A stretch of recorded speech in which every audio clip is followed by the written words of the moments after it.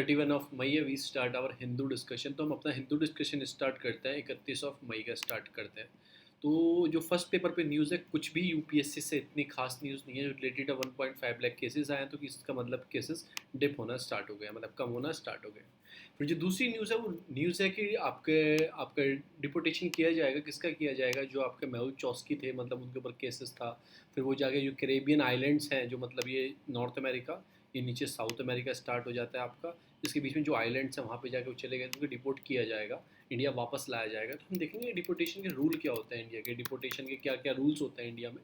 फिर central Vista project आपको पता ही है, इस पर पार्लियामेंट बन रहा है, न्यू पीएम हाउस बन रहा है, और भी बहुत सारी चीज़ें इस पर डेवलप की जा रही हैं। तो सेंट्रल विस्टा प्रोजेक्ट है, दिल्ली हाई कोर्ट इस पर वर्डिक्ट देगी कि जो एसेंशियल, मतलब इतना मतलब पेंडेमिक टाइम चल रहा है, उसमें एसेंशियल कमोडिटी में डाल के आप इस प्रोजेक्ट को कंटिन्यू कर रहे हो, तो हमें वर्क को कंटिन्यू करना चाहिए या नहीं करना चाहिए। इस पे आज हाई कोर्ट अपना वर्डिक्ट देगी, कल हम इसे पढ़ लेंगे, न्यूज़ में भी आएगा। तो हमें पढ़ना है कि इंडिया के डिपोटेशन रूल्स क्या कैसे होते हैं, कैसे इंडिया में लाया जाता है, किस रूल्स के अकॉर्डिंग इंडिया उसको वर्क करता है। तो हम जाएंगे अपने बेसिक नोट्स पे। देखो, ये बेसिक नोट्स है। जो बेसिक नोट्स है, अगर आपको इसकी पीडीएफ चाहिए तो आपको जो वीडियो के डिस्क्रिप्शन बॉक्स है उसमें ग्रुप का लिंक है, टेलीग्राम के ग्रुप का, वहाँ पे आप इसकी डेली बेसिस पे हिंदू हाईलाइट, हिंदू की पीडीएफ, और जो हम एक्सट्रैक्ट करते हैं नोट्स, जो निकालते हैं हिंदू से रिलेटेड न्यूज़ से, उसके आपको नोट्स मिल जाते हैं। वीडियो 40 to 45 मिनट्स की रहती है। देखो, उससे छोटी मैं वीडियो नहीं कर सकता, क्योंकि 25 मिनट में आप हिंदू को नहीं पढ़ सकते। चाहे आप एडिटोरियल पढ़ने बैठो या समझने बैठो, वो तो एक तरह से ये है कि मैंने आपको जस्ट बता दिया इस स्टोरी का 2 मिनट में, तो मैं आगे न्यूज़ पे चला गया। इससे मैं नहीं पढ़ता हूँ, क्योंकि इससे बहुत चीज़ एक्सट्रैक्ट करनी होती है। क्योंकि देखो, एक पॉइंट से एक पॉइंट से ही आपको पूरी न्यूज़ मिल जाती है जो यूपीएससी के काम की है। अगर मैं चाहता इसे 4-5 चीज़ निकाल सकता था, इससे भी मैं निकाल सकता था। तो हिंदू को आप बहुत पोस्टमार्टमली पढ़ोगे तो आपको बहुत सारी चीज़ें मिल सकती हैं जो आपके यूपीएससी के लिए काम की है। तो हमें स्टार्ट करना है में डिपोटेशन, क्योंकि देखो 7 लाख बच्चे नियर अबाउट अपियर करते हैं, 1000 सेलेक्ट होते हैं, नियर अबाउट 700 सेलेक्ट होते हैं। तो आप देखो कि आपको कुछ अपना एक्स्ट्रा एफर्ट लगाना होगा। वो 25 मिनट का वीडियो देख के हिंदू आप महान नहीं बन सकते। वो आपको क्या है, गाइड किया गया है, फिर आपको खुद जाके पढ़ना है। पर मेरी कोशिश रहती है कि आपने एक बार वीडियो देख ली तो उसके बाद आपको ना पढ़ना पड़े। तो हम आते हैं जो इंडिया के रूल्स एंड रेगुलेशन है कि डिपोर्ट कैसे किया जाता है, इंडिया में क्या क्या रूल्स एंड रेगुलेशन उसके लिए लगाए गए हैं। तो हम वो स्टार्ट करेंगे अपने बेसिक नोट से। जो डिपोटेशन रूल है वो क्यों किया जाता है? या तो इंसान का वीज़ा ख़त्म हो जाए, या वीज़ा एक्सपायर हो जाए, या किसी कंट्री में आप इलीगल तरीके से एंटर कर गए और आपको पकड़ लिया गया, तो आप वापस भेजा जाता है। तो ये एक्सक्लूजन, मतलब कि ये एक्सक्लूजन है पर्सन और a group of person from place to place, country country के हिसाब से सबके अलग अलग कंट्री में अलग अलग चीज़ें हैं। Entry, stay, exit of foreigner in India. तो इंडिया में क्या क्या रूल है? इंडिया में 2 एक्ट काम करते हैं। पहला जो फर्स्ट जो इनेक्टमेंट हुआ था एक्ट का, वो उसका नाम है फॉरेन एक्ट 1864। ये प्रोवाइड करता है मतलब कि एक्सक्लूजन ऑफ फॉरनर, जो आपके यहाँ अरेस्ट हुए उसे डिटेन करना, पेंडिंग मतलब कि रिमूवल करना, बैन लगाना एंट्री इनटू इंडिया, और ट्रैवल उसको रिमूव करना। ये तो हो गया मतलब आपके अंग्रेजों के टाइम का एक्ट। उसके बाद फिर नया एक्ट लेके आए अंग्रेजों के टाइम पे, पासपोर्ट एंट्री, पासपोर्ट एक्ट बोला जाता है 1920।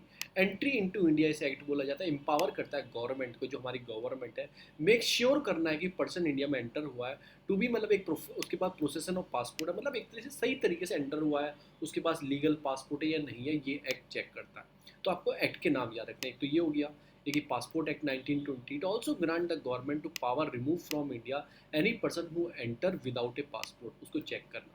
फिर ये सब चलता गया, सेकेंड वर्ल्ड वॉर स्टार्ट हो गई। फिर इंपीरियल मतलब लेजिस्लेशन असेंबली ने इनेक्ट करती है फॉरेन एक्ट 1940। फॉरेन एक्ट 1940 लेके आती है। इस एक्ट में क्या किया गया था? Concept of burden of proof was introduce. तो आपको याद रखना है कि बर्डन ऑफ प्रूफ का कॉन्सेप्ट किस में इंट्रोड्यूस किया गया। इसमें सेक्शन 7 है इस एक्ट के अंदर, वो प्रोवाइड करता है वॉट एवर द क्वेश्चन, कोई भी question arose nationality of the person, और भी मतलब कि नॉट फॉरेन ले इन द पर्सन, मतलब ये चेक करता है कि आप किस कंट्री से आए हैं, कैसे इंडिया में एंटर हुए हैं, कैसे आप लीगल तरीके से एंटर हुए, ये सब चीज़ इससे चेक होती है कि प्रूफ क्या क्या आपके पास। तो ये होता है फॉरेन एक्ट 1940। अब हमारा देश आज़ाद हुआ, फिर उसके बाद कुछ और चीज़ें इनेक्ट की गई। फॉरेन एक्ट 1946 लेके आया, लेजिस्लेशन किया गया, थोड़ा चेंजेस किया गया, रिपेल किया 1940 को, पावर दी गई deal with all the foreign के साथ। फिर इसके बाद एक पार्ट ऑफ डिफाइन किया गया फॉरेन, फॉरेन पर्सन क्या है। Foreign a person who not a citizen of India. अगर कोई भी आदमी इंडिया का सिटीजन नहीं है, चाहे वो पाकिस्तान से इंडिया में, उसको भी फॉरेन किया जाएगा। तो उसको डिफाइन किया गया 1946 वाले एक्ट के अंदर। ऑल्सो रिस्ट्रिक्ट मतलब रिस्ट्रिक्ट किया गया right enjoy by the foreign. जैसे आपके फंडामेंटल राइट है, आपको बताना है कौन कौन से फॉरेन के लिए काम नहीं करते इंडिया में। मैं बता सकता हूँ 15, 16, 19, 29, 30 स्पीड में मैंने बोल दिया। ये सारे आर्टिकल्स हैं जो काम नहीं करते फॉरेन के लिए, मतलब फॉरेनर के लिए, और सारे दोनों के लिए काम करता है, इंडिया उनके लिए। तो कुछ जो उनके रिस्ट्रिक्ट किए गए राइट्स को उनके कम किया गया, क्योंकि भाई विदेश के मुल्क हैं, उनके पास वो राइट्स होंगे, फिर तो इंडिया नहीं माने जाएंगे। फिर 1946 जो एक्ट आया वो एम्पावर करता है गवर्नमेंट को to take a such step as a necessary include the use of foods, आपकी मतलब कि securing complain with a such direction. उन सब चीज़ को मतलब एक तरह से गवर्नमेंट को एम्पावर करता है। तो ये सारी चीज़ चलती गई। फिर ट्रिब्यूनल बनाई गई 1964 में। गवर्नमेंट ने क्या किया, फॉरेन ट्रिब्यूनल ऑर्डर बनाया गया कि एक ट्रिब्यूनल बना दें, कोई बाहर से आएगा उसमें रजिस्ट्रेट कराएगा, तब उसको मतलब इंडिया में एंट्री वेंट्री सबको होगी, पता होगा ना इंडिया को इतने लोग आए हुए हैं। तो उस ट्रिब्यूनल कॉन्स्टिट्यूट किया गया। होम मिनिस्ट्री सर्टेन अमेंडमेंट किए गए फॉरेन ट्रिब्यूनल के अंदर, एम्पावर किया गया डिस्ट्रिक्ट मजिस्ट्रेट को in all the state and union territory to set up the tribunal, decided whether a person staying illegal in India और इज ए फॉरेन और not, मतलब कोई इंडिया में रह रहा है इलीगली, उसको चेक करे वो ट्रिब्यूनल उसके अंदर। फिर इलीगली माइग्रेंट एक्ट लेकर 1983 में। देखो 1983 में क्या हुआ, जब बांग्लादेश आज़ाद होता 1971 में, फिर बहुत सारी करप्शन चीज़ें स्टार्ट हो गई थी, तो इलीगल माइग्रेंट का मूवमेंट बहुत बढ़ गया था इंडिया में। तो उसको देखते हुए इलीगल माइग्रेंट एक्ट 10-12 साल बाद लेके आए 1983 में। दिस एक्ट वॉज अनसक्सेसफुल हुआ। It also refer to as IMDT act, इसको ऐसा बताया गया, it introduce in the detention and deportation, मतलब डिपोटेशन एक तो पकड़ना और डिपोर्ट करना, बाहर भेजना, of illegal migrant who enter. वही देखो 71 का ना, 23 मार्च को फाइट हुई थी 1971 की। तो उसके बाद में जो इंडिया में लोग आए थे उनको पकड़ना, डिटेन करना, वापस भेजना, क्योंकि बांग्लादेश में कहीं से भी एंटर हुए थे। तो यही था कि फैक्टर फेलियर हो गया, मतलब कि did not contain any provision of the burden of proof, ठीक है ना। तो similar to the foreign act 1940 ऐसा कुछ नहीं था। तो ये एक तरह से सक्सेसफुल हो गया। तो इंडिया किस एक्ट पे काम करता है, foreign act 1946, foreign act 1940, passport act 1920, तो इन सब चीज़ों पे इंडिया वर्क करता है जो फॉरेन को डिफाइन करता है। रिक्वायर क्या पड़ती है during arrival of foreign in India, एक तो इमिग्रेशन चेक किया जाता है कि ऑल द पैसेंजर पोर्ट पे आते हैं, कहाँ से आप आए हो, अराइवल कार्ड है, वीज़ा है आपके पास, पासपोर्ट है प्रॉपर तरीके से, इन सब चीज़ों को चेक किया जाता है।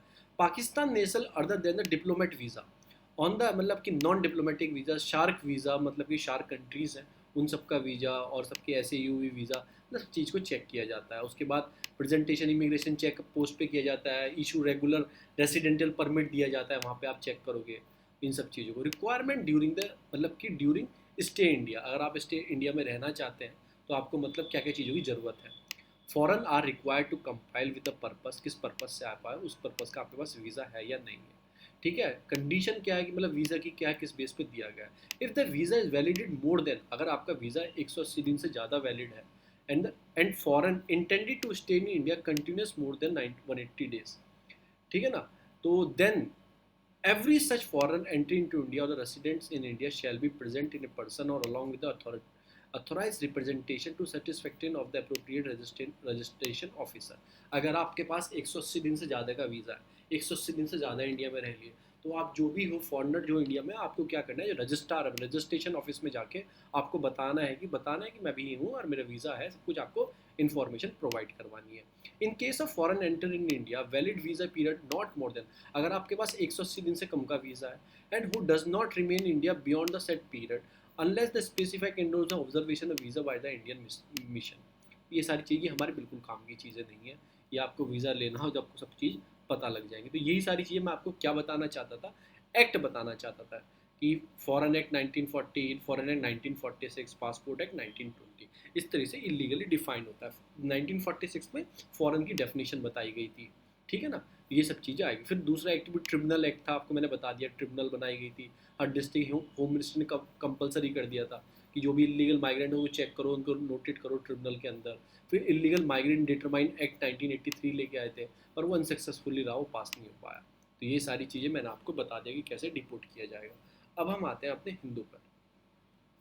जो अगली न्यूज़ है सेंट्रल विस्ता, मैंने आपको बता चुका हूँ, ये पूरा करना है, टाटा इसे बना रहा है। नेक्स्ट न्यूज़ ये क्या है, सेंट्रल की वे जेप्टोनो। अभी इसमें क्या है कि जो इशू क्या है, मतलब ये गवर्नमेंट का इशू, हमारा नहीं है। नेक्स्ट न्यूज जो आती है, reform web Lakshadweep do without. अभी क्या हो रहा है लक्षद्वीप में, क्या हो रहा है, बहुत सारे चेंजेस किए जा रहे हैं। एक तो आपको लक्षद्वीप पता होना, एक यूटी है, यानी कि यूनियन टेरिटरी है, सेंट्रल के अंडर आती है, ठीक है। जो उसका एडमिनिस्ट्रेटर है वो अपॉइंट कौन करता है, प्रेसिडेंट अपॉइंट करता है on the recommendation of the central government और मिनिस्टर्स, ठीक है ना। आपको पता लग गया एक ड्यूटी है। अभी इसमें क्या किया जा रहा है, पहले आपको जिस्ट बताता हूँ। इसमें बहुत सारे चेंजेस किए जा रहे हैं। चेंजेस कैसे, आपको देखो ये सारे चेंज किए जाएंगे। लक्षद्वीप एनिमल मतलब कि प्रिजर्वेशन आपका रेगुलेशन एक्ट हो गया, आपका prevention of anti socialist activities regulation act हो गया, लक्षद्वीप पंचायत रेगुलेशन एक्ट हो गया, Lakshadweep development authority regulation act हो गया। चार जो एक्ट हैं इनको रेगुलेट किया जाएगा, इनको चेंजेस किया जाएगा। अब इसमें चीज़ें क्या है, क्या किया जा रहा है कि जो भी पावर है ना वो एडमिनिस्ट्रेटर को दी जा रही है, सारी पावर वो अपने हिसाब से चेक करेगा हर चीज़ को। और ये बात कही गई थोड़ा डेवलप किया जाएगा on the basis of Maldives के बेस पे लक्षद्वीप को डेवलप किया जाएगा कि लोगों को एम्प्लॉयमेंट जनरेट हो चुकी है, टूरिज्म बढ़ चुकी है और ये सब बढ़ चुकी है। पर जो कंडीशन क्या है, कंडीशन कहना ये है कि इतनी फर्जाइल एरिया है, ये जो एरिया है लक्षद्वीप, ये मालदीव से ही फर्जाइल एरिया है। अगर आप इसमें डेवलपमेंट ज़्यादा करोगे तो इससे क्या होगा, लोगों को डिस्ट्रक्शन हो जाएगा, ख़त्म हो जाएंगी इसकी जो फर्टिलिटी है, कोरल वाला एरिया है, सब खत्म हो जाएगा, ऐसा कहना है। तो आप कह रहे हैं कि पहले आप प्रॉपर तरीके से पूरा EIA कराइए, इन्वायरमेंट इम्पैक्ट असेसमेंट कराइए, उसके बाद चीज़ों को करिए। पहले मैं आपको ड्राफ्ट बता देता हूँ, ड्राफ्ट के अंदर क्या है, फिर मैं आपको पूरा बताऊंगा इसके अंदर है क्या क्या। तो जम्मू कश्मीर रेगुलेशन वाला ड्राफ्ट है पूरा ये, ठीक है ना। इसके अंदर है क्या क्या मैं आपको पहले ये बता देता हूँ। लक्षद्वीप सी के withdrawal of land norms in Lakshadweep, इसमें क्या किया जा रहा है, जो एडमिनिस्ट्रेटर है आपके मतलब कि पाटिल है, आपका प्रफुल आपका कोंडा पाटिल है, facing opposition from the people union territories and politics, ये थोड़ा एडमिनिस्ट्रेटर है, ये कुछ चेंजेस की बात की गई है।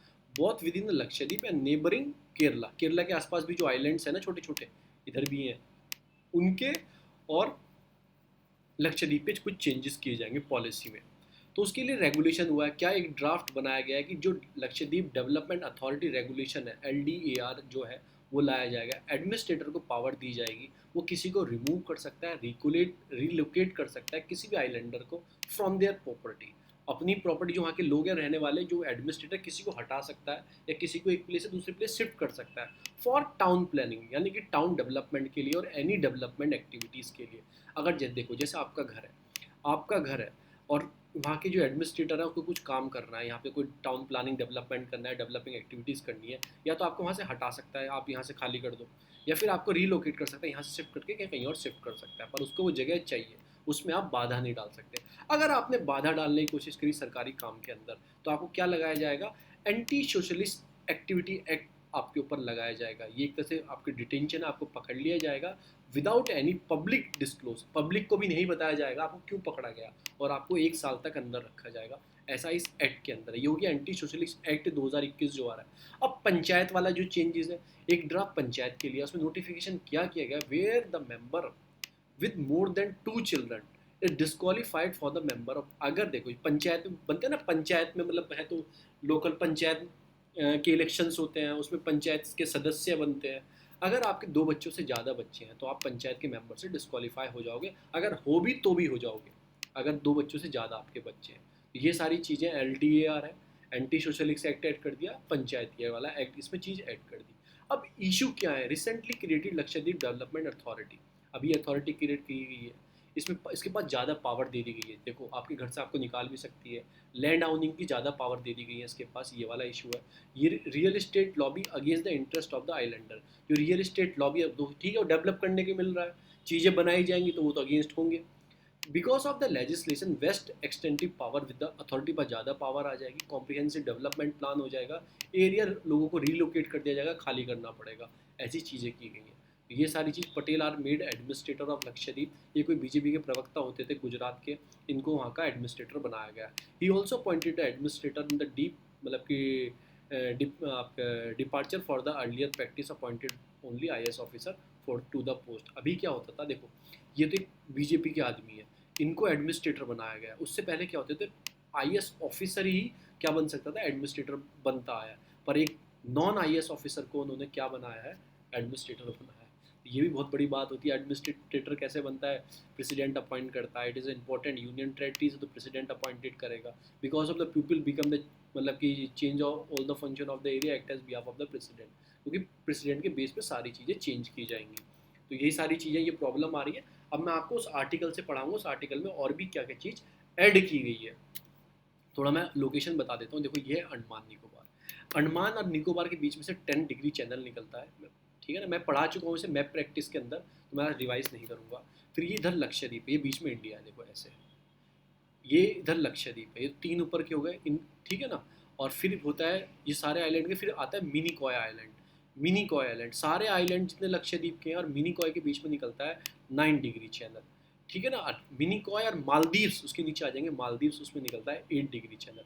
तो 8 मालदीव्स और मिनीकॉय के बीच में, मिनीकॉय और बाकी बचे हुए लक्षद्वीप के उसमें 9 डिग्री चैनल, और 10 डिग्री चैनल लिटिल अंडमान के और निकोबार के बीच में निकलता है 10 डिग्री चैनल। देखो तो ये ऐसा है कुछ, ये सारे हो गए आइलैंड्स आपके किसके, लक्षद्वीप के।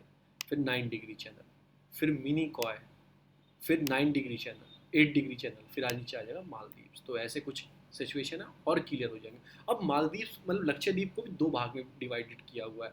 एक तो आते हैं आपके एमिनीडीव आइलैंड, एमएनडीवी आइलैंड्स आते हैं, फिर आते हैं आपके लेकाडाइव आइलैंड्स आते हैं, इधर ये लेकाडाइव सी है, ठीक है ना। तो ये सब बोला जाता है। नीचे आता है मिनीकॉय, देखो ये आ गया, ये इसकी राजधानी है आपका, आपकी कवरत्ती जो इसकी राजधानी है। इसके नीचे फिर आ जाएंगे 9 डिग्री, 9 डिग्री नीचे आएगा मिनीकॉय, मिनीकॉय के नीचे आएगा 8 डिग्री, इसके नीचे आ जाएंगे लक्षद्वीप, सॉरी मालदीव्स आ जाएंगे इसके नीचे, मालदीव्स आ जाएंगे। ये कुछ एरिया है, आपको नाम रखने की याद नहीं है, बस आपकी उसकी आपकी कैपिटल याद रखने की ज़रूरत है। ये डिग्री चैनल किस किस के बीच में, ये आपको याद रखना है। और नीचे चलते हैं, अब चलते हैं हिंदू के ऊपर।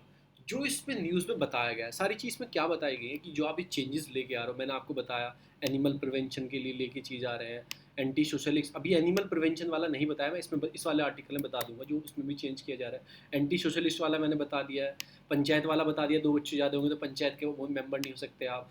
आपको अथॉरिटी वाला बता दे, ज़्यादा पावर अथॉरिटी को दी जा रही है। तो किस बेसिस पे, मालदीव बेसिस को मतलब कि दोबारा से बनाया जाएगा जैसे इंटरनेशनल टूरिस्ट डेस्टिनेशन बन पाए। अब ये क्या बोलते हैं कि ये जो डेवलप किया जा रहा है इससे इसकी फर्जिलिटी जो एरिया है, बहुत फर्जाइल एरिया है, बहुत मतलब कोरल वाला एरिया है, डिस्टर्ब हो जाएगा, ऐसा आइलैंडर्स बोल रहे हैं जो आप करने जा रहे हो।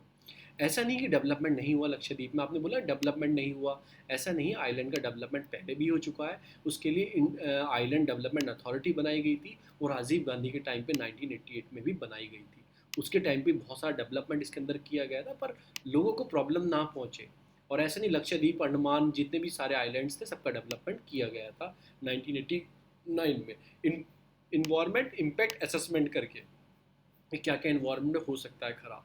अभी आपने देखा होगा इन्होंने क्या किया, अंडमान निकोबार में भी इन्होंने डेवलपिंग करना स्टार्ट किया, वहाँ पे मतलब कि डेवलप किया जाएगा अंडमान निकोबार को। तो ये सारी चीज़ें की फैसिलिटी ख़त्म हो जाती है, ठीक है ना। ये क्या है, ये टूरिस्ट डेस्टिनेशन बना जाते हैं। आप मालदीव चले जाते हो, मिनी कॉय मतलब बाली आइलैंड्स, इंडोनेशिया चले जाते हो, तो इन सब चीज़ के बेसिस पे डेवलप करना चाहते हैं।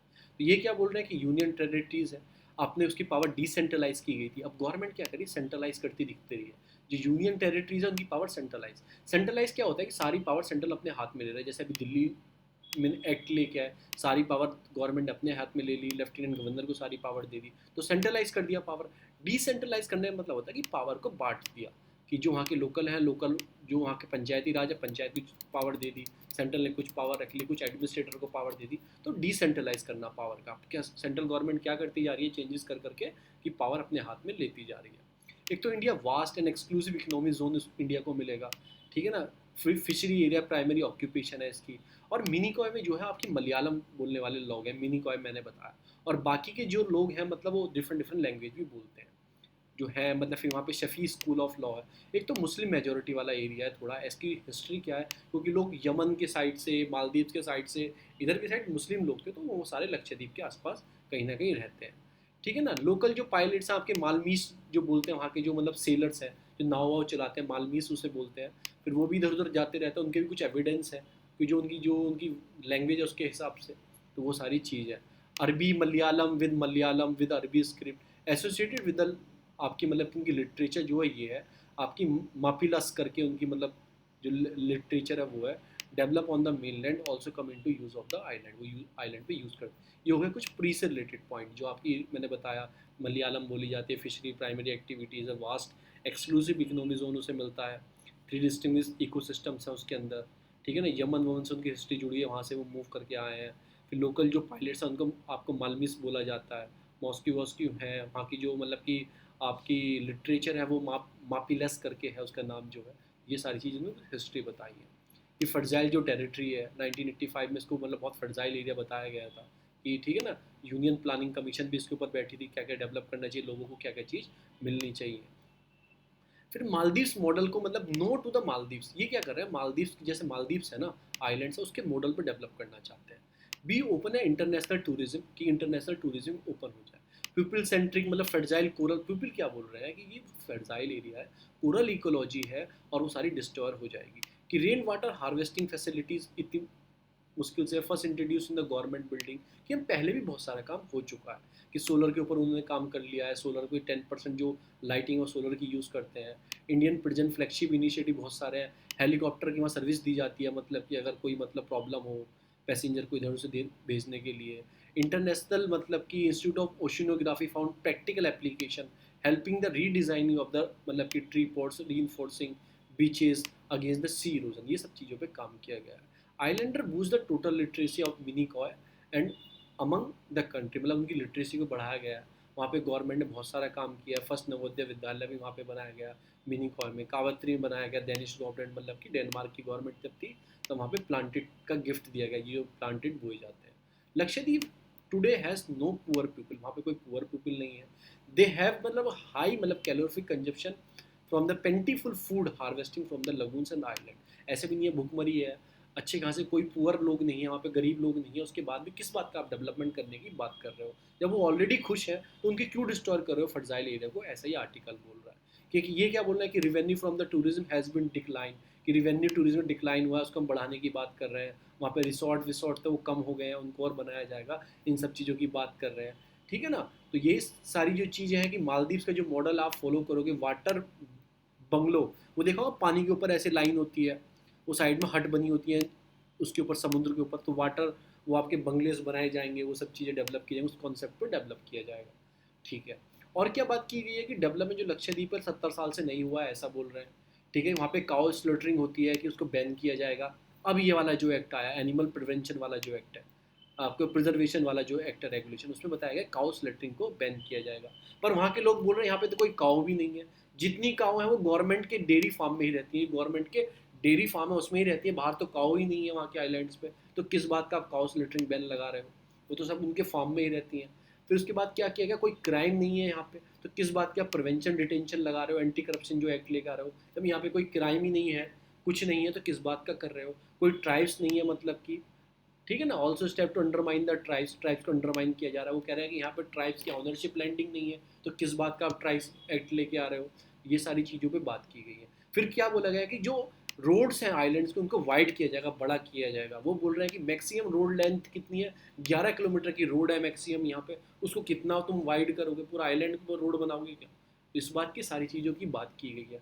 जो आपको काम करना चाहिए उसके हिसाब से आपको काम करना चाहिए, ना कि इस सब चीज़ों पे वर्क करना चाहिए। कि जब वहाँ पे रोड ही नहीं है, ट्राइब्स नहीं है, कोई काऊ नहीं है, काउ स्लॉटरिंग बैन किया गया, जब काऊ ही नहीं है, जितनी काऊ हैं 10 20 50 100 गाय हैं, वो गवर्नमेंट आउन डेयरी फार्म के अंदर से।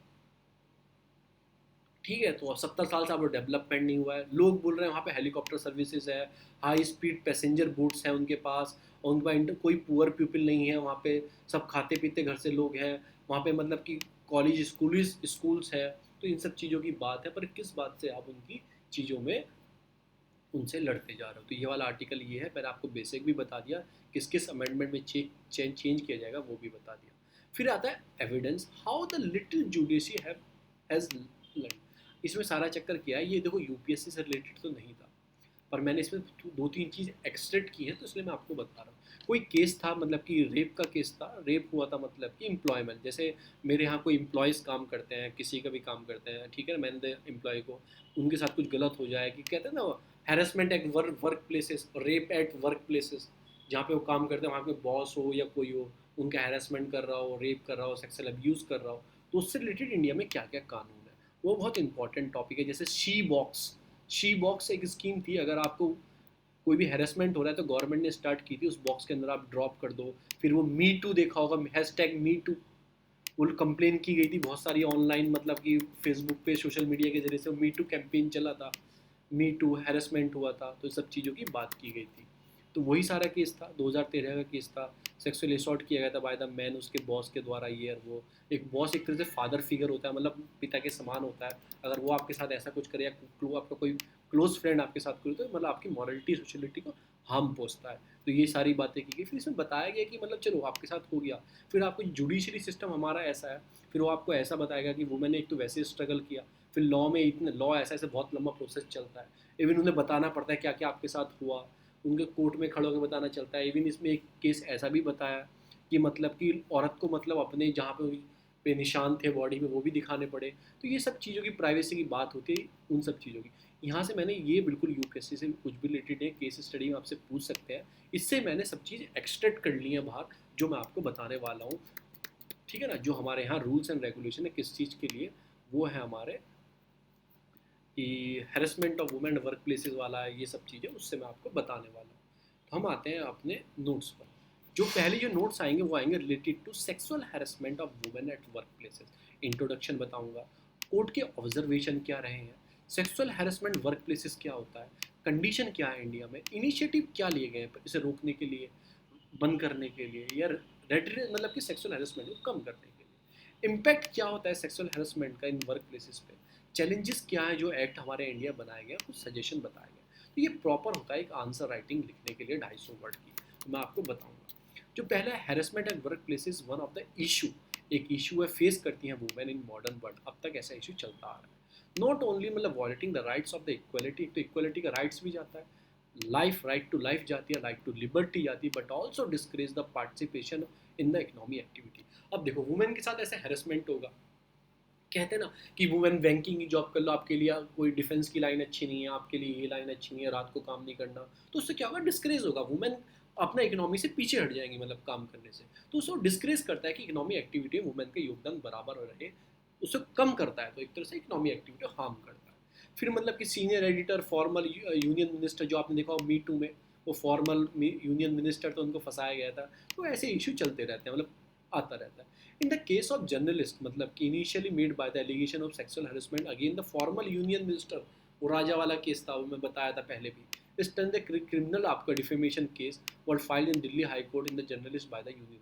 अभी क्या हुआ, मी टू पे उन्होंने उसके खिलाफ लिख दिया कि ऐसे ऐसे मेरे साथ हुआ, इन्होंने मुझे नौकरी दिलाने के चक्कर में मेरे साथ ऐसे ऐसे किया। उसके बाद उन्होंने क्या किया, जो वहाँ वो फॉर्मल मिनिस्टर यूनियन मिनिस्टर थे, उन्होंने डिफेमेशन का केस लगा दिया कि इन्होंने मेरा नाम खराब किया है, विदाउट इनके पास कोई सबूत नहीं है, कुछ नहीं है, इन्होंने मेरा नाम खराब किया है। तो उन्होंने डिफेमेशन का केस दिल्ली हाई कोर्ट में लगा दिया। अब तक केस चल रहा है, देखेंगे क्या होगा। तो ये सारी चीज़ें हैं। तो दिल्ली हाई कोर्ट ने अपना ऑब्जर्वेशन क्या दिया, क्या वर्डिक्ट सुना है। तो दिल्ली हाई कोर्ट बोलती है sexually abuse take away the dignity and self confidence of the women. बहुत अच्छी बात है कि सेल्फ अब्यूज आपके साथ होता है तो आपकी डिग्निटी और आपके कॉन्फिडेंस को कम करता है। When the women file a police complaint against any person who are sexually abuse her, in this case the right to dignity get protest, मतलब कि उसे प्रोटेक्टेड किया जाए आपकी डिग्निटी को, but not the right of the reputation. ये सारी चीज़ बात की गई। Women had right to grievance if the incident had occur decade before. Women के पास राइट होना चाहिए, उसके साथ 10 साल पहले भी कोई चीज़ गलत हुई है उसको भी सामने आके उसे आके बोलना चाहिए, ऐसी उन्होंने बोला। फिर विशाखा गाइडलाइंस थी, विशाखा गाइडलाइन, विशाखा का एक केस हुआ था, तो उसमें कुछ गाइडलाइंस आई थी कि ऐसे ऐसे करना चाहिए, वो सारे एक्ट के अंदर आ जाएंगे। फिर सेक्सुअल हैरेसमेंट जो आपका women at work places act लेके आए थे 2013 में, ठीक है ना, व्हाट नॉ were not available at the time of the harassment. ठीक है ना, इन सब चीज़ों का ध्यान रखना चाहिए, ऐसी चीज़ों को अवेल हुआ है नहीं हुआ, सब चीज़ों को देखना चाहिए। What is sexual harassment at work place, ये है क्या, इसको डिफाइन किया गया, ये एक्ट लेके आया, sexual harassment of women at work places act है, प्रिवेंशन प्रोविजन रेसिडल एक्ट 2013 है हमारे पास। ऐसे यारो निर्भया का जो कांड हुआ था 2013-12 में ऐसे हुआ था, उसके बाद वुमेन्स के लिए बहुत सारे काम किए गए वर्क प्लेसेस हैरेसमेंट का। उसके बाद निर्भया फंड बनाया गया, फिर उसके बाद मतलब कि पॉस्को एक्ट को और मजबूत किया गया। फिर उसके बाद जो रेपिंग केस है उनको मतलब कि प्रावधान दिए गए कि डायरेक्ट मतलब कि इनको हैंगिंग की प्रक्रिया स्टार्ट। और रिसेंटली जितने हमारे में हैंगिंग हुए हैं, मतलब लोगों को डेथ का दी गई है, उसमें बहुत सारे केसेस ऐसे हैं जो रेपिस्ट केस हैं। तो उस सब चीज़ों को आगे लोग आना स्टार्ट हुए कि डिफाइन किया गया sexual harassment is one and more unwelcome act और बिहेवियर सच एज, आपके बिहेवियर का वेलकम अनवेलकम एक्ट है। क्या क्या हो सकता है, फिजिकली कांटेक्ट करना, आप एडवांस में कांटेक्ट करो किसी चीज़ के लालच में, ए डिमांड, ए रिक्वेस्ट करो आप सेक्सुअल फेवर के लिए, मेरे साथ सेक्स करो, इस सब चीज़ का फेवर करो। मेकिंग सेक्सुअल कलर्ड रिमार्क, मतलब कि आप कलर्ड रिमार्क, तो काला है गोरा, इस सब चीज़ों की बात करो। या फिर अपने किसी एम्प्लॉय को आप दिखाते हो कि मतलब कि शोइंग पोर्नोग्राफी, से पोर्नोग्राफी दिखा रहे हो, ये सब चीज़ें, तो उसको भी बोलता है। Any other unwelcome physical verbal and non verbal conduct sexual nature, आपने किसी के कुछ कहीं पे टच कर दिया, कहीं पे मार दिया, अनवेलकम फिजिकल वर्बल या नॉन वर्बल कंडक्ट आपका है वो सेक्सुअली नेचर में है, तो उस सब चीज़ को किस में ऐड किया गया, ये पांचों चीज़ इसमें बताई गई हैं, ये इस एक्ट के अंदर डिफाइन की गई है। अगर ऐसा कुछ है तो इस एक्ट के अंदर आपके ऊपर केस दर्ज होगा। अब इंक्लूड किया गया है इसमें, क्या क्या work places include any government office, कोई भी गवर्नमेंट ऑफिस हो, प्राइवेट सेक्टर ऑर्गेनाइजेशन का ऑफिस हो, ठीक है ना, कोई स्टेब्लिशमेंट, मतलब कहीं पर कुछ छोटा मोटा स्टेब्लिशमेंट क्या कुछ भी हो। इट कवर, ये और भी चीज़ क्या कवर करता है, अनऑर्गेनाइज और डोमेस्टिक वर्कर, जो अनऑर्गेनाइज, जैसे अनऑर्गेनाइज होते हैं ना, इनफॉर्मली जो इकोनॉमी में काम करती है महिला, या डोमेस्टिक वर्कर हैं वो काम करती हैं, हॉस्पिटल में काम करती हैं, किसी स्पोर्ट्स इंस्टीट्यूट में काम करती हैं, स्टेडियम कॉम्प्लेक्स में काम करती हैं, any places visit the employ during the course of the employment, कोई आपको एम्प्लॉयमेंट जनरेट हो रहा है, मतलब आपको कोई पैसे दे रहा है आपका बॉस और आपसे काम करवा रहा है, वो सब जो भी एम्प्लॉयमेंट है वो सब चीज़ में काउंट होंगे। एक्स्ट्रा का मतलब बड़ा होता है कहीं भी। कंडीशन क्या है इंडिया में, condition in India, following the data provide by the ministry of women and child development, एक डाटा दिया ministry of women and child development में, उसमें क्या बताया गया, 2015 से 17 तक 1631, मतलब कि 1631 केसेस है has been filed under the sexual harassment at workplaces at, मतलब वुमेन एट वर्क प्लेसेस, मतलब कि नियर अबाउट 1500 से 2000 तक के केसेस ऐसे हैं कि जो रजिस्टर्ड हुए। अब नॉन रजिस्टर्ड आप देखना कितने केसेस हैं, वुमेन डर के मारे काम छोड़ देती हैं, सोसाइटी में बदनामी हो जाएगी, सोशल मतलब कि फियर ऐसा रहता है, सोशल फियर उनके ऊपर ऐसा रहता है कि घर की बदनामी हो जाएगी, घर वाले बोलते हैं तू काम छोड़ दे वहाँ से। तो ये सब चीज़ों के केसेस कितने होते हैं, ये मोस्टली होते हैं 100 में से एक केस रजिस्टर्ड होता है ऐसे इसमें आपको देखा होगा। देयर इज़ अ वाइड, मतलब कि बहुत बड़ी वाइड आपकी disparity among the state. Uttar Pradesh recorded near about 25% all the cases, उसके बाद दिल्ली में 60% केसेस। तो आप याद रखना दिल्ली और उत्तर प्रदेश में नियर अबाउट 40% केसेस इन दो यूनियन टेरिटरीज और स्टेट के अंदर ही है। उसके बाद इंडियन नेशनल बार एसोसिएशन जो है उसने क्या बोला, वो सर्वे कंडक्ट कराते हैं, ओवर 6000 एम्प्लॉय का सर्वे कंडक्ट कराते हैं 2017 में, फाउंड करते हैं sexual harassment is a wide spread in the different job sector, बहुत बड़ा है ये sexual harassment, wide spread in the different job sector में, also found the harassment various from the, मतलब कि वेगल कमेंट करना, outright demanding for sexual favour रखना, तो ये बहुत बड़ा मतलब इशू है, ऐसी बात नहीं है। ये तो केसेस जो रजिस्टर्ड हैं उनकी बात कर रहे हैं, अगर आप नॉर्मली जाके देखोगे आपको ऐसे आदमी मिल जाएंगे। इनिशिएटिव क्या है कि इसमें क्या एम, प्रिवेंशन कैसे रोका जाए, कैसे कम किया जाए इन सब चीज़ों को, इसके लिए प्रायर जो एक्ट सेक्सुअल हैरेसमेंट है इसे एड्रेस किया गया under the Indian penal code, इसमें कुछ चीज़ें ऐड की गई, डीलिंग करता है कि मतलब कि आइदर बाय फोर्सिंग, आर्टिकल 350 मतलब सेक्शन जो आईपीसी का सेक्शन 354, और बाय वर्ड, अगर आपको कोई वुमेन के साथ मतलब कि है चीज़ें, कोई फोर्स कर रहा है तो इसमें अगर कोई वर्ड गेस्चर या एक्ट दिखा रहा है उसमें सेक्शन 509 में केस रजिस्टर्ड होगा। ये आप पढ़ लेना, आईपीसी 354 क्या है, 354 और 509 क्या है। उसके बाद India has sign ECEDAW convention on the elimination all the form of discrimination against the women's 1980, India ने साइन किया हुआ है। इंडिया ऑल्सो रेक्टिफाई द, मतलब कि एक तो साइन भी किया और इंडिया ने रेक्टिफाई लागू भी कर दिया इस कन्वेंशन को, तो इंडिया को भी वुमेन्स के लिए जो उनके साथ केसेस हो रहे हैं उसको कम करने मतलब करना ही पड़ेगा। उसके बाद 1997 में विशाखा जजमेंट आई, सुप्रीम कोर्ट क्या बोलती है, ले डाउन करती है specific guidelines known as Vishakha guideline. These guideline force, मतलब कि ये फोकस करती है on the prevention of sexual harassment of women at the workplaces, मतलब जो हैरेसमेंट होता है तो सुप्रीम कोर्ट क्या बोलते हैं कि विशाखा गाइडलाइंस बताई गई कि आपको कैसे रोकना है, वही सारी जो एक्ट के अंदर है उसमें डिफाइन किया गया कहाँ कहाँ सेक्सुअल हैरेसमेंट होता है, यही सारी है उसके अंदर, फिर क्या क्या होना चाहिए उस एक्ट के अंदर, यही चीज़ें ऐड की गई हैं।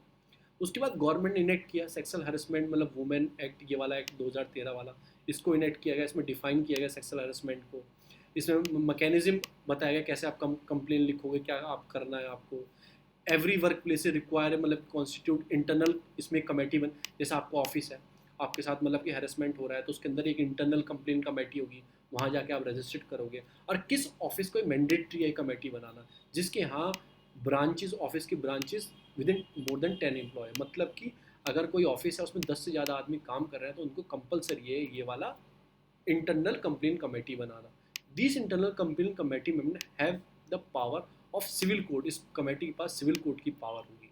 ठीक है. प्रिस्क्राइब द पेनल्टी लगा सकता है एम्प्लॉयर पे, कोई पेनल्टी लगा सकता है. Non complain with the provision of the act shall be punishable with a fine. Complaints जो होंगी मतलब कि प्रोविजन इसमें दिया गया है, अगर आपको मतलब कि प्रिस्क्राइब पेनल्टी या फाइन वाइन कुछ भी लगा सकते हो. In the case of repetition of the violation, high penalty and the cancellation of license, registration, conduct the business is also present. अगर ऐसा फील होता है कि मतलब कि ये गलत काम कर रहे हैं, ये सब मतलब कि ज़्यादा कुछ हुआ है, तो उसका कंपनी का रजिस्ट्रेशन लाइसेंस सब कुछ कैंसिल कर दिया जाएगा.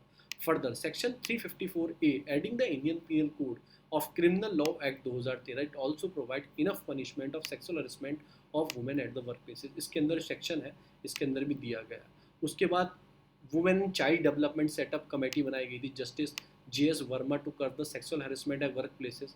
मी टू कैंपेन जो स्टार्ट होता सोशल मीडिया पे, ठीक है ना, उसके बाद ये कमेटी डिफाइन की गई थी जस्टिस GS वर्मा. तो लेटेस्ट है, आप याद रखना कि इन्होंने कौन सी कमेटी बनाई है, आप लिख सकते हो. इनसे क्या होता है ना, अगर आप ये 2-3 वर्ड भी मेंशन करोगे ना, women and child development ministry GS Verma justice GS Verma की कमेटी बनाई गई है सेक्सुअल हैरेसमेंट कम करने के लिए. उसके जैसे मी टू कैंपेन वेम्पेज हुआ, ये सब हुआ, उसको देखते हुए वुमेन मिनिस्ट्री ने कमेटी बनाई है. तो आपको एग्जामिनर को लगेगा आप बहुत अच्छा लिख रहे हो. उसके बाद online complete management system start हुआ जिसको शी बॉक्स बोला जाता है. इसमें क्या होता है, ये women can be use this she box for the registered complaint मतलब related to sexual harassment work place. मतलब आप ऑनलाइन कंप्लेंट जाके कर सकते हो, आप शी बॉक्स के हेल्प से कंप्लेन कर सकते हो. आपका नाम गुप्त रखा जाएगा, वो कंप्लेंट ट्रांसफर की जाएगी आपकी इंटरनल कंप्लेंट कमेटी के पास. अगर वो भी एक्शन नहीं लेते हैं तो गवर्नमेंट अपनी तरफ से एक्शन लेगी. अब इम्पैक्ट क्या होता है सेक्सुअल हैरेसमेंट वर्क प्लेस से? तो एक तो इमोशनल वेलबींग, आपके इमोशनल के साथ खेला जा रहा है, विक्टिम के इमोशनल मेंटल हेल्थ को प्रॉब्लम की जा रही है. आपकी फिजिकल हेल्थ में प्रॉब्लम आ सकती है. जब आपका फिजिकली अब्यूज़ किया जाएगा तो आपके मतलब कि हेडेक हो सकता है, कुछ भी आपको प्रॉब्लम आ सकती है. फाइनेंशियल चैलेंज होता है, आपको लगता है कि मैं नौकरी छूट जाएगी तो मुझे जॉब नहीं मिलेगी, लॉस ऑफ जॉब प्रेफरेंस हो जाएगा. तो एक तरह से फाइनेंशियल चैलेंज भी आपको दिखाई देता है, आप चुपचाप रहते हो, बोलते नहीं हो.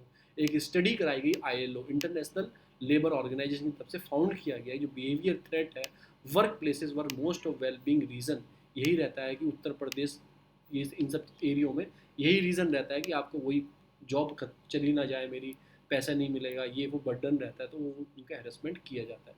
ग्लोबली मतलब कॉन्सिक्वेंसेज है, लो productivity employment turn over, low moral, legal cost of rising sexual harassment causes $1 billion. ऐसी चीज़ों में देखा गया है. चैलेंजेस क्या है इस एक्ट के अंदर, जो एक्ट है हमारा 2013 वाला, एक तो does not cover working agriculture.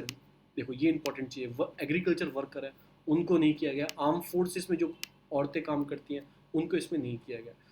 Not मतलब कि gender neutral, law does not take into account of sexual harassment face by the men. अब औरतें तो करती हैं, मैन भी तो करते हैं भाई. जो ट्रांसजेंडर भी आजकल इक्वलिटी की बात करें, ट्रांसजेंडर भी आने लगे हैं, उनके साथ होगा उसकी बात नहीं की है. ट्रांससेक्सुअली जो होते हैं मतलब जो गे वे होते हैं, ये सब होते हैं, ट्रांससेक्सुअली ट्रांसजेंडर, इन सब की बातें नहीं की गई है. फिर non complaint of the companies, there is many private company does not have the committee. जैसे ICC बनाए ना, इंटरनल कमेटी बनाई जाएगी, वो बहुत सारी कंपनी ने अब तक नहीं बनाई है. इशू ऑफ विद ICC, अब ये कंपनी जो बनाएंगे ICC, ये कंपनी वाले तो बनाएंगे अपने अंदर इंटरनल बनाएंगे, चाहे उसमें मालिक बैठ जाए, CEO बैठ जाए, कंपनी का MD बैठ जाए, वो तीनों चेक करेंगे. अब इसके अंदर ही बहुत सारे इशू हैं. Most of the committee lack of the people who have knowledge about the legal technical involve the conduct the inquiry cross examination. जो उसके अंदर आदमी है कमेटी के अंदर, उनके पास पता ही नहीं है कैसे आपको इस केस को सुनवाई करनी है, कोई लीगल मतलब उनके पास मतलब नॉलेज नहीं है कैसे इस केस को सुनना है. फिर victimisation is the sexual harassment often occur specially when the woman log is the complaint against the superior. अगर वो किसी मालिक के खिलाफ या किसी के खिलाफ कंप्लेंट करती है तो उसको और सप्रेस किया जाता है, वो साइलेंटली, ये सब चीज़ों के लिए. ये सर्वे बताया गया है 70% of women did not complain due to the fear कि अगर मैं अपने मालिक के खिलाफ कंप्लेंट करूँगी तो मेरी नौकरी जाएगी, सब कुछ चला जाएगा. तो ये कुछ चीज़ें सजेशन क्या बताया गया. गवर्नमेंट को अमेंडमेंट करना चाहिए, ये सब चीज़ें ऐड करनी चाहिए कि फीमेल जो एग्रीकल्चर वर्कर हैं उनको भी ऐड करना चाहिए. आर्म फोर्स में जो वुमेंस हैं, जेंडर न्यूट्रलिटी मतलब मेंस, ट्रांसजेंडर, सेक्सुअल को भी ऐड करना चाहिए. जो नॉन कंप्लेंट कंपनीज है जिनके पास ये अभी तक एक ICC नहीं है, इनको लाना चाहिए. वही सजेशन बताएंगे. जस्टिस JR वर्मा कमेटी ने कुछ रिकमेंडेशन दी है कि जिसमें कमेटी रिकमेंडेड किया है कि rape and sexual assault are not merely crime but also has the expression मतलब कि of power. So any non consensus मतलब कि मतलब penetration of a sexual nature has been included in the definition of rape. अगर आपके साथ हुआ है, फिजिकली हुआ है, तो डेफिनेशन ऑफ रेप के अंदर उसे लेके आओ. फिर रिकमेंडेड किया गया ट्रिब्यूनल जो होगी मतलब कि इंसिट किया जाएगा of ICC because the dealing with such A complaint of internal could be discourage a women from the complaint. मतलब डिस्करेज होता है. रिकमेंडेड किया गया है एक ट्रिब्यूनल बनाई जाए इंस्टेड ऑफ आईसीसी. जो आईसीसी है तो कंपनी वाले बनाएंगे, एक ट्रिब्यूनल डिफाइन की जाए. चलो अच्छी बात है. rather the function of the civil court, tribunal में choose it is on procedure. या सिविल कोर्ट का मतलब जो फंक्शन होता है वो ना फॉलो करके अब ट्रिब्यूनल का अपना फंक्शन हो उसे प्रोसीजर करने का, वो सब चीज़ों की बात की गई है. Committee oppose the penalise women for a false complaint. Committee ने क्या किया, अपोज किया कि पेनलाइज ना किया जाए वुमेन को जो फॉल्स कंप्लेंट करती है. कमेटी ऑब्जर्व करती है कि जो punishing women can be nullify very objective of the law. मतलब ये है कि अगर आप पता लगा किसी वुमेन को मतलब क्या किया उसका केस सही भी था पर वो प्रूफ नहीं कर पाई, उसको फिर पेनलाइज कर दिया गया, उसको अपोज किया है कमेटी ने. मतलब कि अपोज किया कि penalise women for a false complaint. Further the amendment of the including women या आर्म फोर्स को इंक्लूड एग्रीकल्चर जेंडर न्यूट्रलिटी सबकी मैं आपको बता चुका हूँ. फिर can be committee identify the company not फेमिंग. ये जो कंपनी बनाई नहीं है, कंपनियों ने मतलब आईसीसी नहीं बनाया, उनको बनाना चाहिए. जेंडर इक्वलिटी कंपनी होनी, एलजीबीटी को सबको ऐड करना चाहिए, जो इक्वलिटी इंडेक्स लाना चाहिए, सब चीज़ों की बात की गई है, ये आप पढ़ लेना. तो मैंने आपको 3-4 चीज़ें बता दी हैं जो रिलेटेड टू. मैं इसमें एक चीज़ और बता देता हूँ आपको. ये बता दिया है मैंने इसमें, इस नोट्स में से सब खत्म हो गया. अब मैं आता हूँ अपने हिंदू के ऊपर. जो नेक्स्ट न्यूज़ आती है वो रिलेटेड आपकी आती है किस चीज़ से related, only global effect can be train the कोविड-19. अब आपको ग्लोबल इफेक्ट क्या लेना है. देखो इसमें 3-4 चीज़ों की बात की. तो वैक्सीनाइजेशन को आपको बढ़ाना होगा फर्स्ट ऑफ ऑल. वो वैक्सीनाइजेशन आपकी जो वैक्सीन नेशनलाइज्म है मतलब कि वैक्सीन को मतलब पहले हमारा देश लगाएगा फिर हम बाहर देशों में भेजेंगे. अगर आप खुद सोचो, ठीक है ना, अगर मतलब कि लोग पहले तो लोगों में हेजिटेंसी थी, मैं लगवाऊँ ना लगवाऊँ, एक तो वो अब कम होनी स्टार्ट हो गई है, लोग वैक्सीन लगवाने लगे हैं. उसके बाद आपके जो टेम्पररी रिस्ट्रिक्शन था एक्सपोर्ट करने पर आपको करना चाहिए, मतलब कि बाहर भी भेजनी चाहिए. आप खुद बताओ, ये पेंडेमिक है, need to check globally in the coordinating manner. ये पेंडेमिक है, अगर इंडिया से ख़त्म हो गई, ठीक है, पाकिस्तान में है, कभी ना कभी तो इंडिया में आएगी. ऐसे तो नहीं आप पूरी दुनिया से व्यापार बंद कर दो, आइसोलेट हो जाओगे. कब तक आइसोलेट रहोगे. तो सब कंट्री को साथ मिलकर काम करना चाहिए. ये नहीं है कि if it is not done the virus will keep mutating and no country will remain isolated. तो फिर वो म्यूटेट होना स्टार्ट हो जाएगा, फिर तो हमारी कंट्री में वापस आ जाएगी. तो आप अपना व्यापार नहीं बंद कर सकते. फिर इसमें जो बात करते हैं, ये बात करते हैं ट्रिप्स एग्रीमेंट है, जो आईपीआर लेके बैठे हैं वैक्सीन के ऊपर और कंट्री डेवलप नहीं कर सकती, उसको रिमूव करना चाहिए. उसको रिमूव करने की तो फर्स्ट प्रायोरिटी है. उसके बाद आपको टेक्नोलॉजी ट्रांसफ़र करनी चाहिए, कैसे आपने डेवलप की, एक स्किल प्रोवाइड करनी चाहिए लोगों को, आप कैसे बनाओगे इस वैक्सीन को, रॉ मटेरियल प्रोवाइड करना चाहिए. ये सारी चीज़ों की बात कर रहे हैं इसके अंदर. इंडिया एंड साउथ अफ्रीका ने बोला था डब्ल्यूटीओ का जो वेव कर दो इंटेलेक्चुअल प्रॉपर्टी राइट, उसकी बात की गई. ठीक है ना, इन सब चीज़ों की बात की गई. Being a pharmacy of the world, आपको फार्मेसी ऑफ द वर्ल्ड बन के दिखाना है और ग्लोबल जो पॉपुलेशन है उसको एक साथ मिलके आपको वर्क करना है. जो कोवैक्स है, कोवैक्स मिशन है, ये गावी का मिशन है. इसके अंदर क्या है, गरीब नेशन है उनको वैक्सीन दी जाएगी 1 बिलियन के आसपास. ठीक है ना, ये गावी का मिशन है, बहुत सारी इसमें है. इसमें यूनिसेफ है, WHO है, इसमें मिलांडा की वो फाउंडेशन है, बहुत सारे मिशन ये सब मिलके चला रहे हैं कोवैक्स जो मिशन है. तो ये सारी चीज़ें कि इंटरनेशनल कॉपरेशन चाहिए. आप खुद सोचो, अगर आपकी कंट्री से कम हो गई, आपकी कंट्री से ख़त्म हो गई, आप कब तक आइसोलेट रहोगे चीज़ों के लिए. वो तो फिर कभी ना कभी तो आपके अंदर आ जानी है, क्योंकि वर्ल्ड है तो पूरा कनेक्टेड है, कभी ना कभी आ जानी है. आप आईपीआर ख़त्म कर दोगे, चलो आपने आईपीआर ख़त्म कर दिए, कोई भी कंट्री डेवलप करो. अब डेवलप कैसे करेगी, उसके पास फर्स्ट ऑफ ऑल क्या चीज़ होनी चाहिए, रॉ मटेरियल होना चाहिए. ठीक है ना, टेक्नोलॉजी ट्रांसफ़र करनी है आपको. ये सारी चीज़ें हैं कि मतलब ऐसे नहीं है कि आईपीआर ख़त्म करके आपने हाथ धो लिए कि मैंने तो आईपीआर ख़त्म कर, तुम अपने आप डेवलप करो. भाई आपको टेक्नोलॉजी बतानी है कैसे है, उसके बाद स्किल प्रोवाइड करनी है लोगों को, रॉ मटेरियल प्रोवाइड करना है. इन सब चीज़ों की बात इस वाले आर्टिकल में की गई है. ग्लोबल कॉपरेशन चाहिए. रिज्यूम द कोविड-19 हियरिंग चेक करेगा ये वो. एक ने PIL लगाई है कि NSA लगानी चाहिए उन लोगों पे जो होल्डिंग कर रहे हैं एसेंशियल चीज़ों की, ड्रग्स की, इक्विपमेंट्स की. अभी आपके कालरा का केसेस था, उसमें ऑक्सीजन कंसनट्रेटर को मतलब 500 के आसपास पकड़े गए थे. तो जो एसेंशियल चीज़ों की होल्डिंग कर रहे हैं, नेशनल सिक्योरिटी एक्ट लगा के उनको अंदर कर दो. फिर सेंट्रल ने बार किया है कि होटल, अब क्या कर रहे हैं, आपने दिल्ली में देखा होगा होटल जो है वो वैक्सीन लगा रहे हैं। होटल्स, उनको कौन वैक्सीन दे रहे हैं, प्राइवेट हॉस्पिटल उनको वैक्सीन दे रहे हैं, ये बोल के कि हमारे पास जगह कम है, होटल्स लगाएंगे तो और फायदा हो जाएगा। सेंट्रल ने बारिंग लगाया है कि आप ये बंद करो, होटल वोटल को वैक्सीन देना, हम खुद लगाएंगे, खुद लगाओ। तो मानसून स्टार्ट हो गया है, 3 जून से केरला में मानसून आ जाएगा, ऐसा बहुत सारी company, Skymet, Indian IMD सबने बता दिया है कि monsoon onset over the Kerala, थोड़ा डिले हुआ है 1-2 दिन का, वो चीज़ें में बात की गई। No crack on the glacier on the Uttarakhand, अभी एक साइंटिस्ट की मतलब कि कंडक्ट की गई थी, मतलब कि उन्होंने एक सर्वे, एरियल सर्वे किया, उसमें ऋषि गंगा जो चमोली के आसपास है, ऋषि गंगा, वो चेक किया कि ग्लेशियर में कोई ब्रेक तो नहीं है, अगर ग्लेशियर में ब्रेक है, जो नीचे के लोग हैं उनको वहाँ से डी लोकेट किया जाएगा, आइसो वहाँ से रीलोकेट किया जाएगा। तो उसमें पाया गया कोई उसमें अभी क्रैक नहीं है उसके अंदर, इन फ्यूचर में होगा तो बात की बात है। काजीरंगा गार्डों को मतलब कि क्या, उनको मतलब कि एडवांस मतलब राइफल दी जाए, इसमें ये वाली बात की गई है। फिर आता है China space plan gather the peace with cargo docking, मतलब कि अभी चाइना ने बहुत तेज़ी से काम कर रहा है अपने स्पेस प्लान के लिए, सेपरेट मतलब स्पेस स्टेशन पे तो बहुत तेज़ी से काम कर रहा है। 2-3 मंथ में, दो एक मंथ में ही तीन तीन बार स्पेस में मतलब चीज़ें भेज चुका है। जैसे अभी ये भेजा तियांग हाउ 2 कार्गो सेंड किया है, इससे पहले उसने तिहाने सेंड किया था, फिर जू रोंग करके उसने सेंड किया था। चाइना के मिशंस है जो क्या है कि space station second and third module उसने जल्दी जल्दी सेंड कर दिया था, मतलब बहुत स्पेस में बहुत तेज़ी से चाइना काम कर रहा है। तो मैं आपको इसके बारे में सेपरेटली बताऊंगा, मैंने नोट एक्सट्रैक्ट किए हैं, वो पहले मैं हिंदू खत्म कर लेता हूँ। श्रीलंका मतलब केस करने वाला है सिंगापुर पे, वो क्या उसके रीजन में क्या पॉल्यूशन कर रहे हैं, पॉल्यूशन कैसा, रिसेंटली MVX एक्सप्रेस पियर करके एक जहाज था सिंगापुर का, उस नाइट्रेट एसिड को, प्लास्टिक रॉ मटेरियल को उनके समुद्र में फैला दिया है।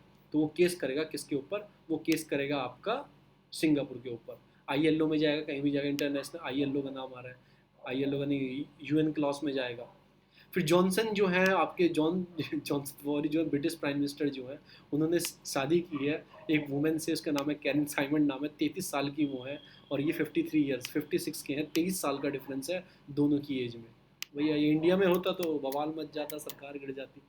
तो ये ठीक है कि भाई प्राइम मिनिस्टर है, वो प्राइम मिनिस्टर काम अच्छे से करे, उनकी पर्सनल लाइफ है, उसके साथ तो मतलब इंटरफेयर नहीं कर सकते, उनकी पर्सनल लाइफ है जो वो काम कर रहे हैं। तो इंडिया में ऐसा होता तो सरकार गिर जाती, पोजीशन वाले मोदी जी का वो ले ले तो अब तक टोकते हैं।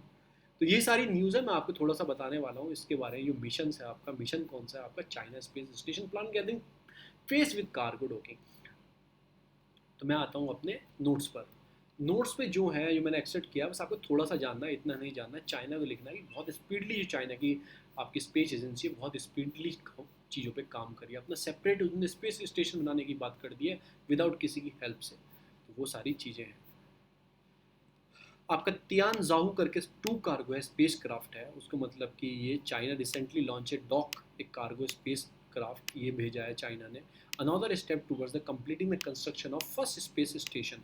तो उसी के डॉक मतलब अलग अलग तरीके से उसके स्पेस में सामान भेजे जा रहे हैं, तो वो स्पीडली भेज रहे हैं। ये लॉन्च किया है, रॉकेट का नाम है लॉन्ग मार्च 7 रॉकेट। लॉन्ग आपका मार्च कौन सा रॉकेट है, ये चाइना का रॉकेट है। ये लॉन्च किया गया, कार्गो लॉन्च किया गया, स्पेस स्टेशन मतलब स्पेस क्राफ्ट मतलब ये, ठीक है ना। 2 मतलब कि मैन मिशन भी है इसके अंदर, आपका शिंजाओ करके 12 और Shenzhou 13। The man mission which each carry 3 astronaut who will be sent several month in the orbit, ऐसे सेंड किया जाएगा। Launch the third landmark for a China space programme in the recent week. अभी recent week में मतलब तीसरा इन्होंने ऐसा चीज़ भेजी है, ये सामान भेज रहे हैं ऊपर, फिर उनको ज्वाइन करेंगे ऊपर जाके। China landed space craft in the march on the 15 मई, ठीक है, carrying the first Mars rover, आपका जूरोंग करके उन्होंने पहले अभी इसी मंथ में भेजा था। फिर तिहैंग मॉड्यूल भेजा था, cargo space dock which is launch in April 29 को। मतलब ये सारे नाम याद रखना, आपका तिहाने हो गया, आपका जूर रोंग हो गया, ये क्या चीज़ें चाइना के ही हैं सारे, इतना ही पूछा जाएगा आपसे, ठीक है ना। तो ये सारी चीज़ें चाइना बहुत स्पीडली काम कर रहा है। मैंने आपको मैपिंग बताया थोड़ा सा, मैंने आपको आइलैंड्स का मतलब श्रीलंका का पूरा इशू बताया, मैंने आपको सारे एक्ट बताया किस किस में चेंज किया जा रहा है। सेक्सुअल हरेसमेंट वर्क प्लेसेस मैंने आपको बताया। उसके बाद ये आपके डिपोटेशन क्या होता है, कौन कौन से एक्ट हैं जो इंडिया में काम करते हैं इस चीज़ के लिए, ये सब चीज़ें हमने बताया। तो इतनी ही हमारी न्यूज़ थी, थैंक यू सो मच। अगर वीडियो अच्छी लगे तो लाइक करना प्लीज़, ये वीडियो छोटी नहीं हो सकती है क्योंकि मैं बहुत डीपली पढ़ाना चाहता हूँ चीज़ों को। मैं ये नहीं, मैंने आपको हिंदू पढ़ाया बस वहीं से ऊपर ओवरव्यू दे दिया और आप वहाँ से ख़त्म हो गया। ठीक है, कोशिश रहेगी बहुत अच्छे से लोगों की समझ में आए। अगर वीडियो अच्छी लगे तो लाइक सब्सक्राइब शेयर करना, एक छोटा सा इनिशिएटिव है, मेरा कोई मतलब नहीं है कि प्रोफेशनल नहीं हूँ, मुझे बनाना है। ठीक है, okay, thank you so much.